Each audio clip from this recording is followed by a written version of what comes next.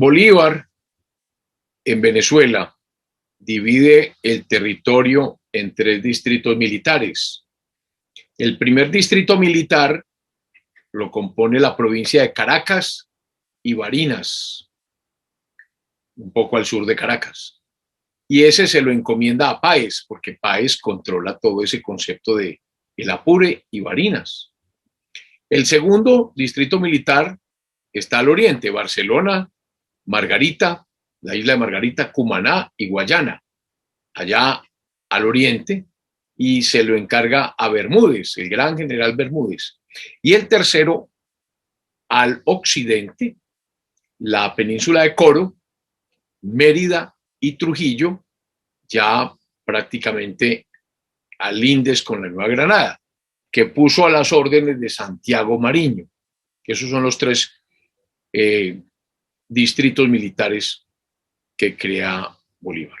Volvamos un poco atrás para explicar bien y concentrarnos un tiempo en Cúcuta, el famoso Congreso de Cúcuta, de la Villa del Rosario de Cúcuta, que es diferente a Cúcuta. La Villa del Rosario queda cerquita a Cúcuta, pero es otro caserío, la Villa del Rosario de Cúcuta. Se instala el Congreso, el famoso Congreso, el 6 de mayo de 1821. Muchos problemas, vamos a hablar de muchos problemas que ocurren en Cúcuta. Primer gran problema, ¿por qué Cúcuta? ¿Por qué Cúcuta?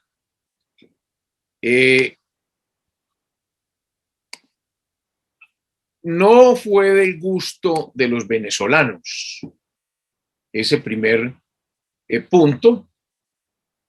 Ellos hubieran preferido que hubiese sido una ciudad venezolana. Segundo punto, tampoco fue del gusto de los granadinos, menos de la presidencia de Quito, hoy Ecuador, o sea, de los ecuatorianos. Pero hay que entender que todavía no estaba independiente ni Venezuela, porque faltaba la batalla de Carabobo, ni la Nueva Granada, por cuanto Cartagena, por ejemplo, no se había rendido, que era una plaza fuerte muy importante, y menos Ecuador. Es decir, la presidencia de Quito estaba en manos de los realistas, con la excepción de Guayaquil, que se había unido transitoriamente a Colombia. Pues obviamente Quito no estaba en manos de los realistas. El presidente estaba en campaña, Simón Bolívar. Santander en campaña y dirigiendo los destinos de la Nueva Granada, en Bogotá.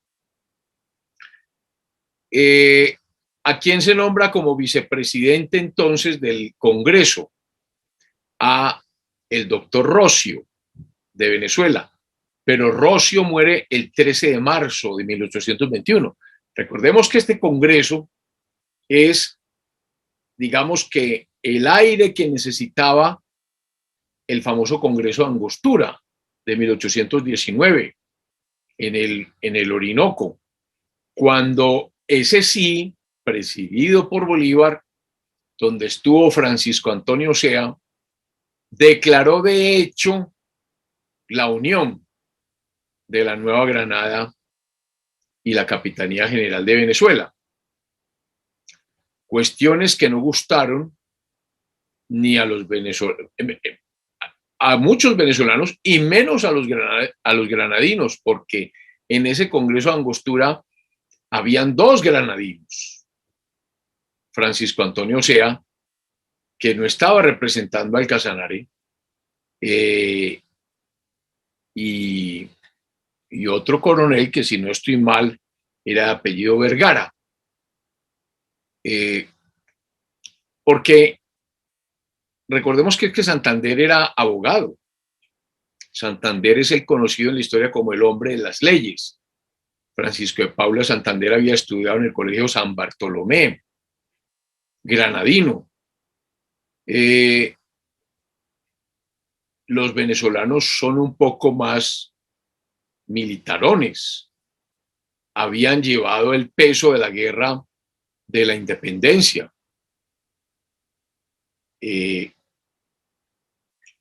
Y no se entendía cómo simplemente con la representación de 2 diputados del Casanare, que era la única provincia libre en la Nueva Granada, se resolviera frente a 18 o 20 diputados venezolanos que había de hecho una unión entre Venezuela y la Nueva Granada. El tema no era tan sencillo, tenía que ser eso objeto de discusiones, de aprobaciones. Por lo tanto, esa ley o ese Congreso de Angostura no cae bien en la Nueva Granada y empiezan unas molestias, unas inquietudes, y empiezan a aflorar más las inquietudes entre los 2 temperamentos. El temperamento de Simón Bolívar, venezolano, que tiene en su mente un gran territorio que debería unirse. Él está pensando en el Istmo de Panamá, está pensando en la Capitanía General de Venezuela, está pensando en el Virreinato de la Nueva Granada, pero está pensando en la presidencia de Quito y está pensando en el Virreinato del Perú, el virreinato más rico de América, en la unión de prácticamente la mitad de un continente o la tercera parte de un continente. Tiene otras miras muy diferentes Bolívar a las que tiene Santander. Pero bueno, había que, digamos que, sobreponerse a las inquietudes, digamos que justificadas, pero estrictas de Santander. Y Santander finalmente dice, sí, es necesaria la unión para que nos respeten, porque al fin y al cabo hicimos parte del virreinato de la Nueva Granada. Recordemos que España había separado a la Capitanía General de Venezuela de la Nueva Granada. Así que el verdadero Congreso, donde iban a haber diputados de ambos territorios, de Venezuela y de la Nueva Granada, iba a ser el de la Villa del Rosario de Cúcuta. Con 1000 problemas. Primero porque Cúcuta no es una ciudad, si hoy es una ciudad intermedia, imagínense ustedes en 1821.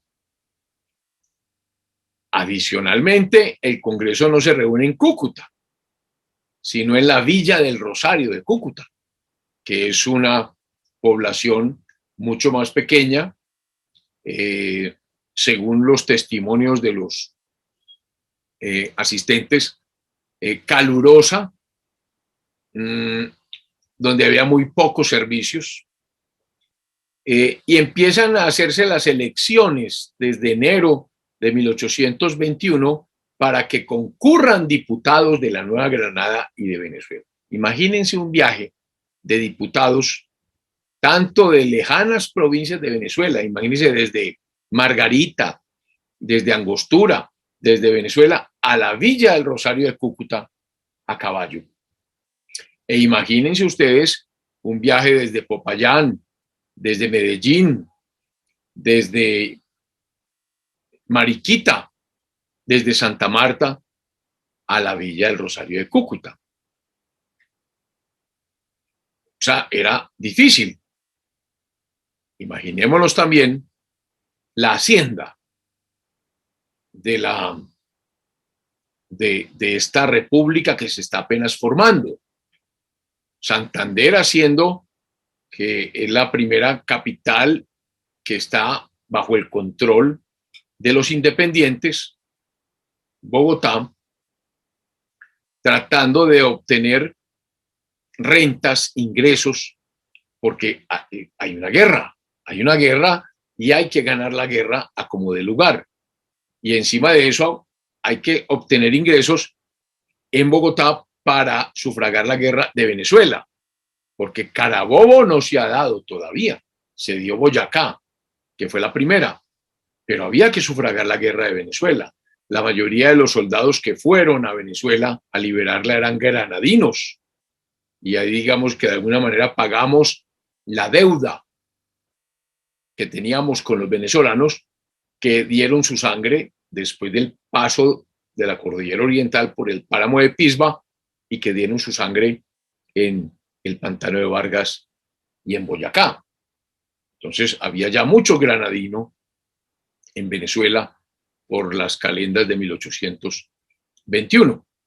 Y la gente importante pregunta, ¿había gente importante para asistir como diputados a ese congreso de la Villa del Rosario de Cúcuta?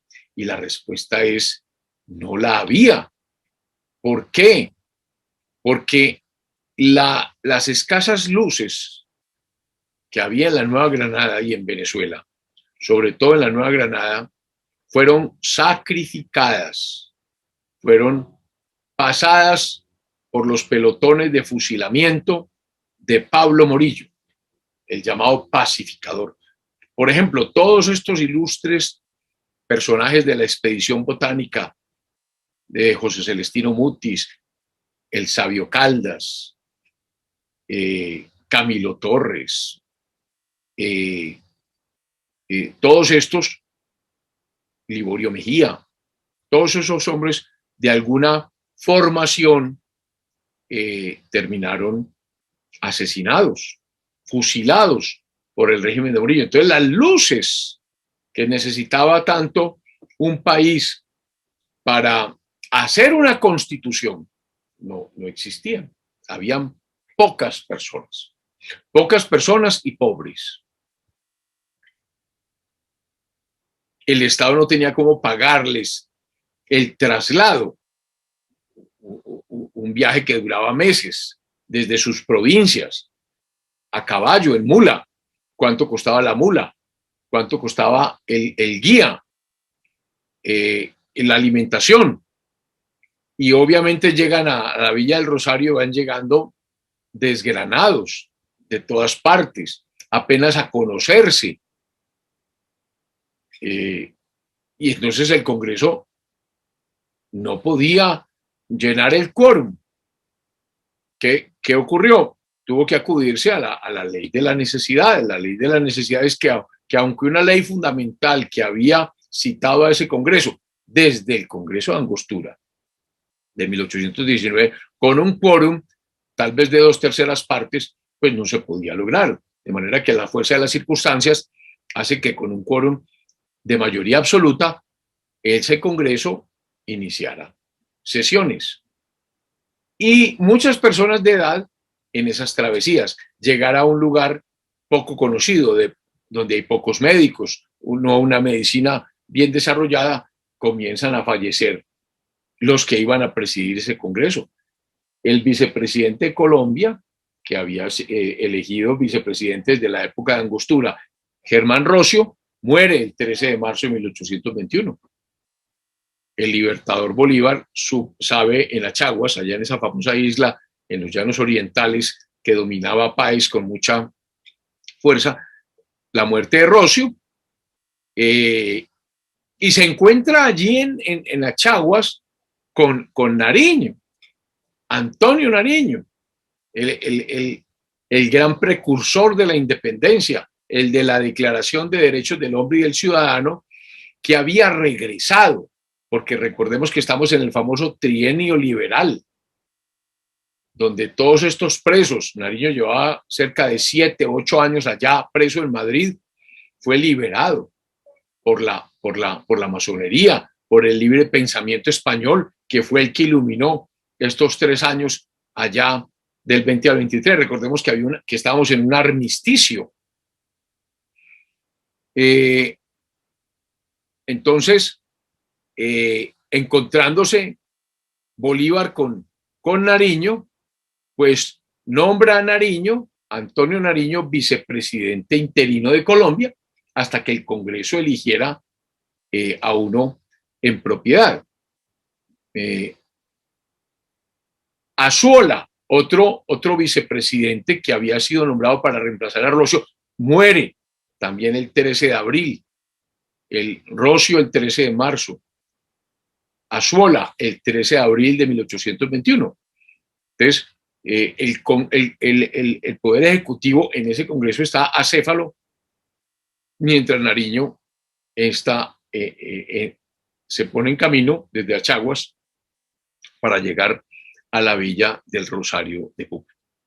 Finalmente, con todas estas peripecias, con todos estos problemas, con todos estos inconvenientes que hemos planteado, se instala el Congreso, como lo he dicho, por la fuerza de las circunstancias, el 6 de mayo de 1821, se traslada al salón que fue destinado para las sesiones, que es la sacristía de la iglesia parroquial de la Villa del Rosario.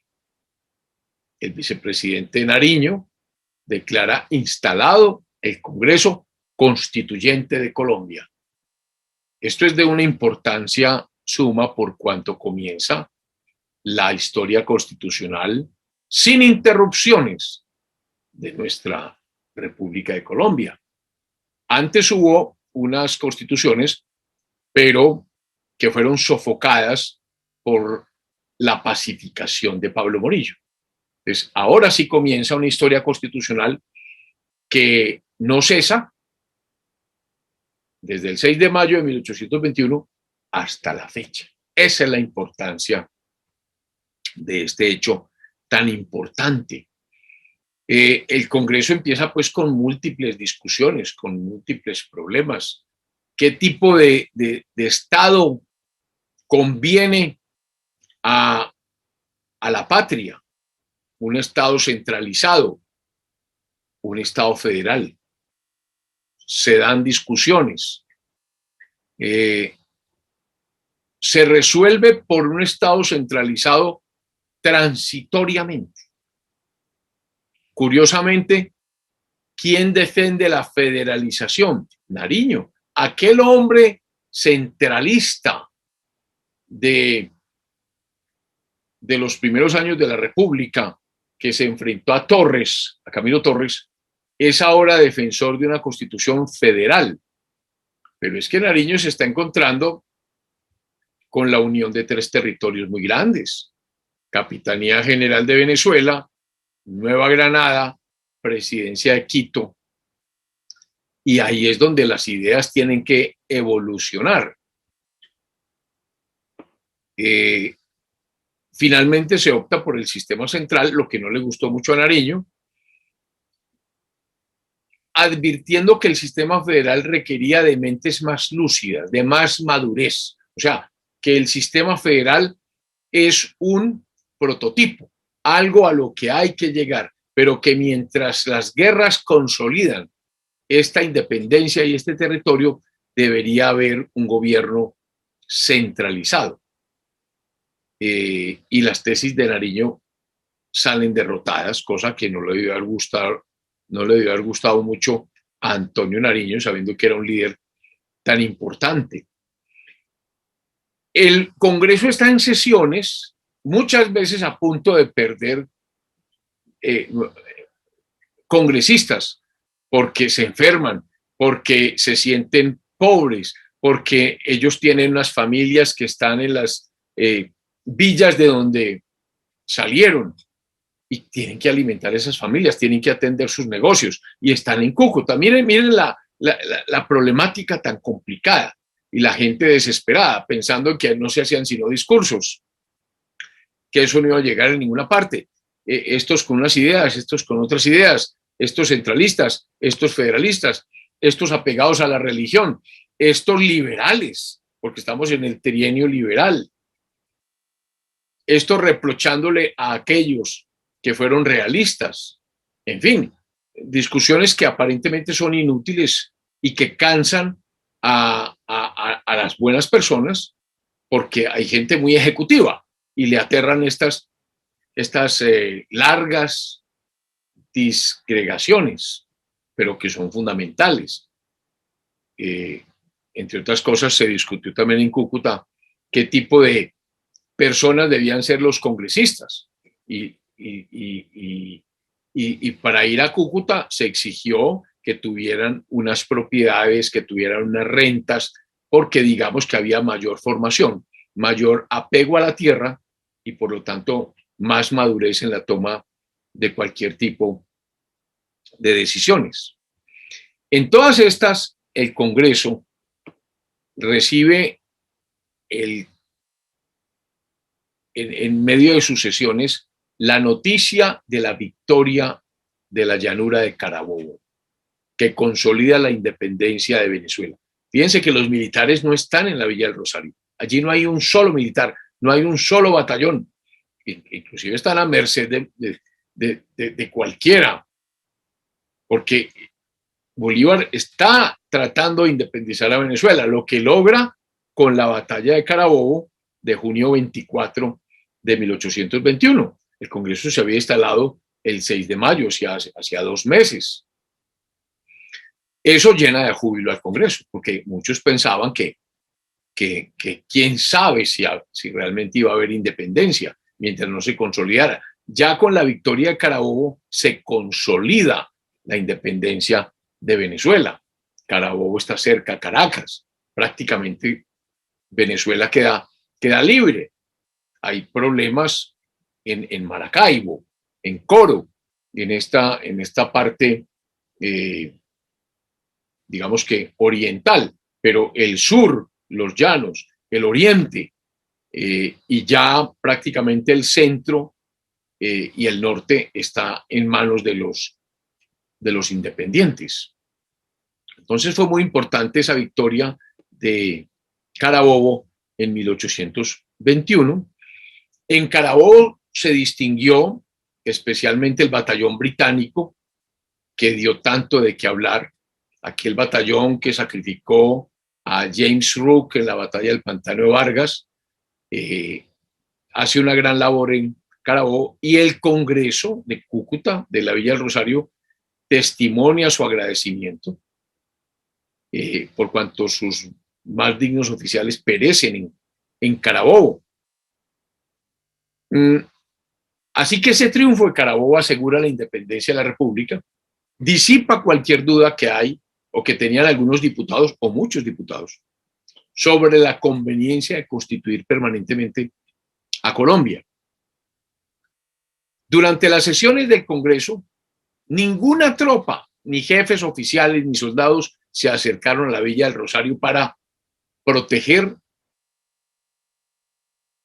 al Congreso, proteger la ley, para tener libertad. En ese sentido, hay que reconocer que Bolívar procedió con delicadeza, dejando en plena libertad a los representantes de los pueblos para que acordaran para Colombia las leyes e instituciones que mejor les parecieran. Mientras el Congreso daba estas instituciones a Colombia, el Libertador parte de Caracas, se dirige al occidente de Venezuela, dicta providencias importantes para conseguir la pacificación de la provincia de Coro. Recordemos que la provincia de Coro, esa península, es estéril, le falta agua, cubierta de espinas y abrojos, dice José Manuel Restrepo, por lo que Bolívar la llama la Libia de la América del Sur. La Libia de la América del Sur, a esa parte de Coro tan complicadas y que estaba plagada de guerrillas que molestaban sobremanera a los independientes. Pero los independientes tenían ya el control básico de la gran mayoría del territorio, de manera que el Libertador sigue con su cuerpo de tropas a Maracaibo, la segunda ciudad más importante de Venezuela, ya al occidente, a Maracaibo, a controlar todo este occidente. ¿Por qué? Porque pensaba embarcar en Maracaibo parte de sus fuerzas, llevarlas por mar a Riohacha, llevarlas a Santa Marta, allí desembarcarla, y otra parte atravesando desde Maracaibo la península de La Guajira, también hacia Riohacha, y comenzó a hacer esos movimientos. Él quería rendir a Cartagena y con el fin de, una vez rendida Cartagena, ocupar el istmo de Panamá para de allí embarcarse en ese istmo, cruzar el istmo e ir a Guayaquil por mar para liberar a Quito. Esas eran básicamente las tesis de Simón Bolívar.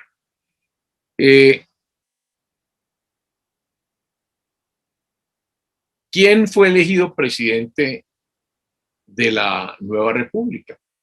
El Congreso tenía que elegir presidente. Sin duda alguna, de 59 diputados que eran, 50 votaron por Bolívar. Y en el primer escrutinio, Bolívar. Entonces fue declarado presidente de la República. La vicepresidencia sí fue muy disputada entre dos granadinos muy importantes, el general Santander y el general Nariño. Santander y Nariño se disputaron la primera vicepresidencia y después de repetidas votaciones y distintos escrutinios, triunfa Francisco de Paula Santander. Dejemos acá para seguir hablando de Cúcuta en la próxima sesión, dejando ya un presidente constitucional, lo que no existía, porque el de Angostura, recordemos, fue elegido por los venezolanos. Ya la República de Colombia existe, hay un presidente, Simón Bolívar, un vicepresidente, Francisco de Paula Santander, y hay una buena, digamos que, un buen balance. Bolívar, venezolano, Santander, granadino. No debió quedar muy a gusto Nariño con lo que acaba de pasar. Buena semana.